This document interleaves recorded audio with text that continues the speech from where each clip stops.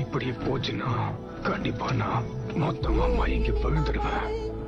எப்படியாவது தப்பிச்சு போயிடுச்சுராயா.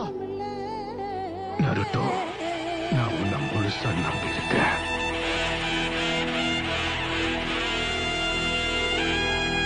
கண்ட வர சொல்லுங்க, கண்ணட கையோட